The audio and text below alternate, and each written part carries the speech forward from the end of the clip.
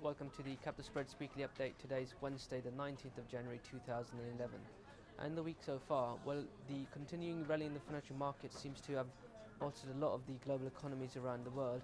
In particular, this has been off the back of very strong corporate earnings out of the United States, with IBM most recently announcing better than expected analyst results, as well as Apple far exceeding what analysts were expecting. We've also had strong economic data out of Europe, in particular out of Germany, with the ZEW index that came out yesterday that showed a far greater than expected increase.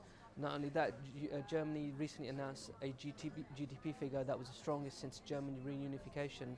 Now, all this positive economic data, as well as strong corporate earnings, are strongly bolstering the equity index markets around the world, and we continue to have this rally in both equities as well as the commodities off the back of that. In addition to that, we've also had the UK inflation rate announced yesterday, which was at 3.7%, and this is far higher than the target that the Bank of England had of around 2%, and it also exceeded many analysts' expectations. At this current rate, many people are now betting that the Bank of England will now actually raise its interest rates around May or June by about 0.25% to 0.5%, and possibly towards the end of the year we're looking at interest rates of maybe 1% and even higher. It certainly seems to be the case that inflation at this rate certainly cannot continue in the UK, and certainly will be done sooner rather than later. So looking at the situation as it currently stands, the FTSE is trading around 60.30. It's down about 36 points on the day. The trend in the FTSE, as I've mentioned many times before, seems to have been intact back from July 2010. If anything, the trend recently seems to have accelerated. I have a chart to show you regarding where the FTSE as it currently stands. As you can see, the FTSE continued its recent trend back in July 2010, and that trend certainly looks like it may certainly go higher from here. We're looking at possibly hitting resistance around 62.50 in the FTSE. If it bounces on the downside, you're possibly looking at around 58.20 before it finds any support. But more crucially, it's now broken through the psychologically important 6,000 level, which typically can act as a spur for the market to actually push higher. In terms of the indices, many people are now questioning whether this rally that we've had over the last few months or so is actually sustainable. What I would say in the short term is that it certainly looks like it could go higher, because some of the fundamentals seem to be supporting the fact that the economy and the global economy as a whole seems to be improving. However, there are certain fundamental factors that have to also be kept in the back of people's minds, which have to be resolved in order to have any certain confidence that the rally that we've had over the last few months and the last year or so is actually a true rally rather than a dead cat bounce. In particular, you have to bear in mind that the unemployment rate in many countries around the world is abnormally high. The UK, for example, is around 8%, the United States is around 9.5%, Spain is around 20%. Now, that is certainly far higher than would actually be liked by many people, and that has to come down before you can have any strong confidence in the global rally. You have to also bear in mind that the debt ratio of many of these developed countries is far higher and far higher than is actually sustainable, and that has to also be dealt with before we can actually have any continued growth.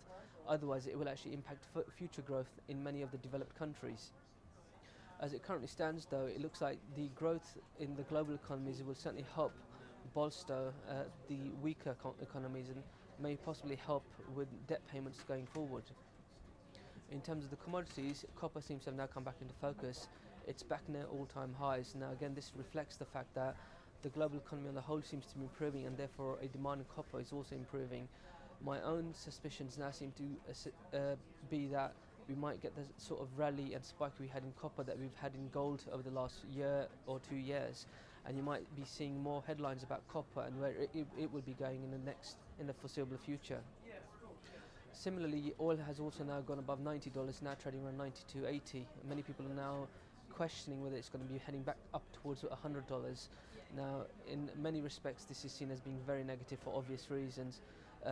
Recent reports seem to suggest that there seems to be an increase in production out of the Middle East and the OPEC countries in order to help subdue some of the price spike that we are having in oil.